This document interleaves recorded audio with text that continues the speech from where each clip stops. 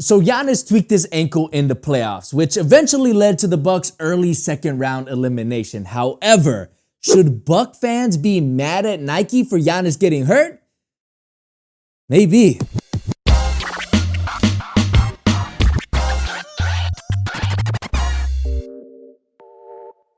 All right, so let me make one thing clear here, guys.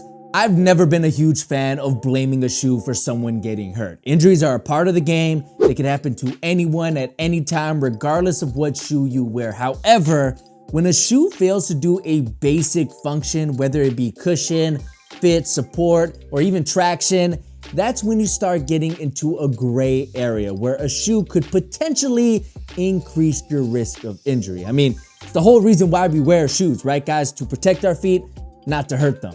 Now, when it comes to the Freak 2s, I'll be honest with you guys, there's not a ton to be excited about here, but it does some things well, like the materials with a mixture of mesh and sport neoprene, which are both very soft and comfortable, and also fit nicely around your foot, as the overall fit is a nice and snug experience. But for wide footers, you may find that the panel on the medial side does too good of a job wrapping around your foot, so you might want to go up half a size. But for everyone else, true to size is probably going to be the right call.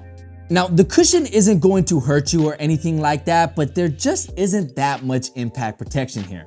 Nike moved the double stack zoom units in the heel of the Freak 1 into the forefoot of the Freak 2s, but they also took away a zoom unit, leaving the forefoot with just a single zoom setup that honestly doesn't offer much in bounce or responsiveness that Zoom is usually known for. The foam that surrounds the Zoom unit and makes up the midsole is pretty dense as well, and while it doesn't feel like a complete brick, it isn't cloud-like either. So at the end of the day, the cushioning in the Freak 2 is just kind of blah, especially for a retail price of $120 when another Nike sneaker, the PG4s, retail for less than that and have full-length air. But there is some good news. The forefoot does have a surprising amount of flexibility, in large part because of the separated design of the outsole, which really allows the front of the shoe to move more independently from the back of the shoe. So this is gonna feel very nice when you're playing downhill, making quick changes in direction. Maybe you're popping your Euro step, much like the Greek Freak himself. But at the end of the day, when it's all said and done, there really is no other way to put it. The cushioning in the Freak 2 is quite frankly disappointing, especially for a Zoom Air setup, but it's not gonna hurt your feet or anything like that. The traction, however, now this is something that you do have to look out for. Now, if you take a look at the play that Giannis injured his ankle on, you'll see that his foot just kind of gives out on him when he's trying to make a hard stop. There was no contact, there wasn't any bad footwork. Giannis just planted and the traction just gave out, which caused him to tweak his ankle. Now, anyone who's played ball will be the first one to tell you that this type of thing happens all the time, especially on very dirty floors. However, Giannis wasn't playing on a dirty floor, and when I started playing in the Freak 2s, I realized that I was experiencing exactly what Giannis did. Now, I don't have the perfect clip to demonstrate this because, again, all the gyms out here in Cali are closed. However, if you do take a look here, you can see that when I try to make a hard plant, my foot just kind of slips a little bit. Now, on the surface, this may seem insignificant, but this is something that happened to me over and over again in the Freak 2. Every time I would try to make a plant, the traction would just kind of skid out on me as if the outsole had a really hard time, trying to grab or bite the floor. And this is something that just doesn't happen to me in some other shoes. So the more I started to play in the Freak 2, the more I realized that it's not just a coincidence or a matter of floor condition, it's actually a flaw with the traction. Taking a look at the outsole, the traction pattern is made up of a bunch of little nubs in a very compact setup that's really flat, and there just isn't any space for the traction to really bite or grab the floor effectively, and I think Nike should have went with a more spaced out design.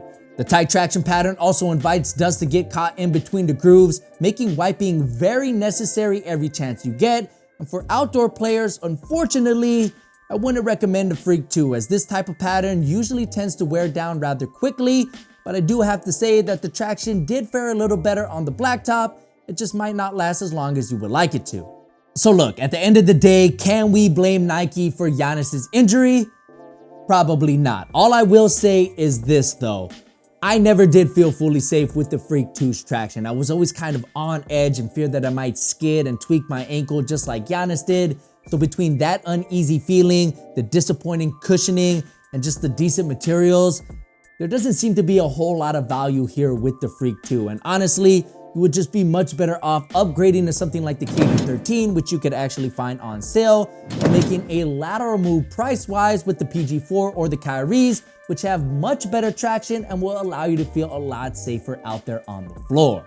It's a real shame because I think the Freak 2 is a huge visual upgrade from its predecessor, and Giannis is one of the most unique players the NBA has ever seen. But through two signature sneakers, Nike has really missed a huge opportunity to make a versatile, unique, and dynamic on-court performer to go alongside Giannis's MVP caliber play.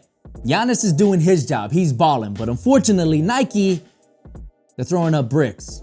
So there you guys have it. That was my review on the Zoom Freak 2. If you guys have played in these, let me know what you think about them in the comment section below. I'm really interested to hear what you guys thought about these as an on-court performer. But if you enjoyed the video, please leave a thumbs up. That helps me out a lot. And be sure to subscribe to the channel if you're not already for more sneaker-related content just like this. My name's Jaren. It's been great having you. Catch you guys in the next one. Peace.